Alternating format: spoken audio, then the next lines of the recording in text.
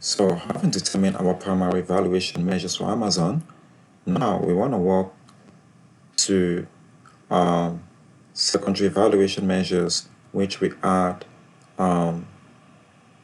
value to our primary valuation measures.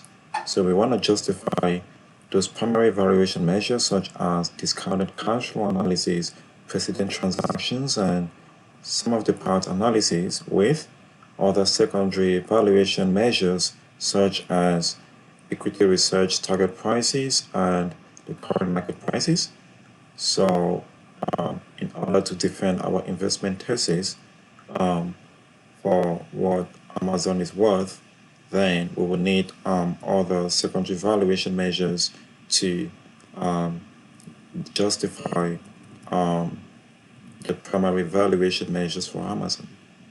So pretty much, as you can see here, we walked through so much, we're able to construct a rigorous discount cash flow analysis, including an impressive work calculations for Amazon, that is the discount rate, and we were able to sensitize the equity intrinsic value per share based on certain assumptions, and we were able to come up with what Amazon is worth in several cases. That is, this is the base case for the example. We have the bear case, we have the bull case. We're going to be bringing all of that soon.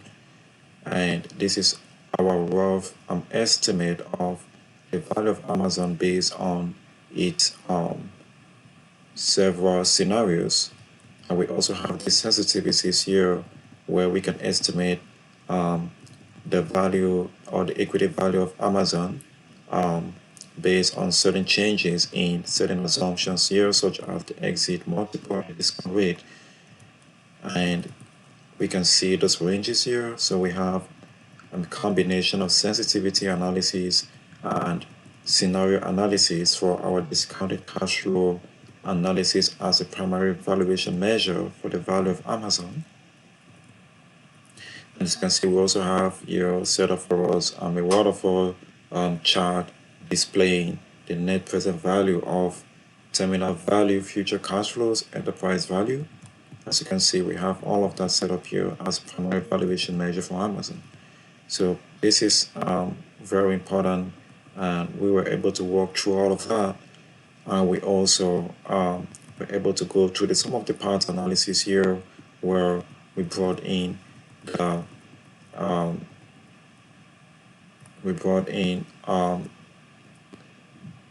the implied enterprise value for Amazon based on its comparable multiple range for the low, mid, and high, and we were able to use that to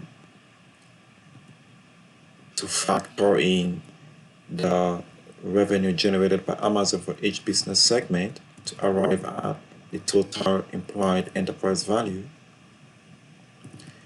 And we also work backward by reverse engineering the enterprise value formula, deducting the net debt to arrive at the implied equity value.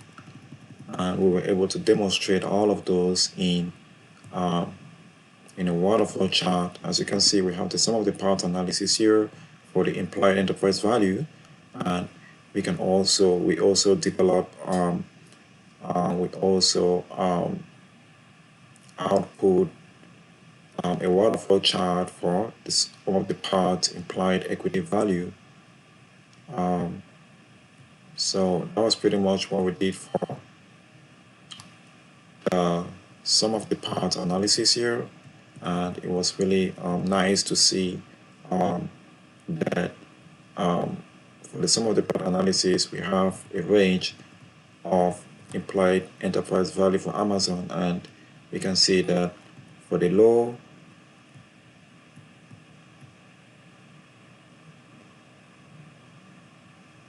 it's roughly $1.3 trillion. For the median, it's roughly $1.8 trillion, and for the high, it's roughly $3.9 trillion.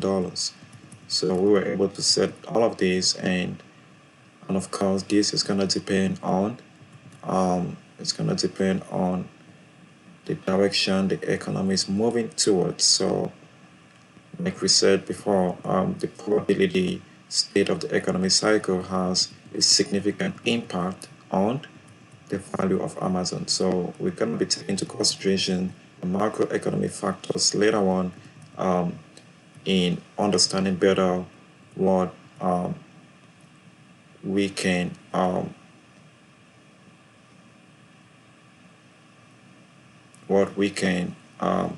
recommend as the best recommendation for an investor in such a case. So we're going to be taking all of this together to measure the value of Amazon. So this was it for one of the other primary valuation measures, and we were able later on to come up with the precedent transactions as another valuation measure. So here we have acquisitions that took place in the last decade. So we were able to bring all of that together and then to measure Amazon's value based on that, though this is not the perfect scenario for measuring Amazon's value. However, it is a very good kind of an analysis to find in the model, given Amazon's market size and the fact that it operates in different industry. So we can't really come up with the exact implied enterprise value for Amazon based on precedent transactions.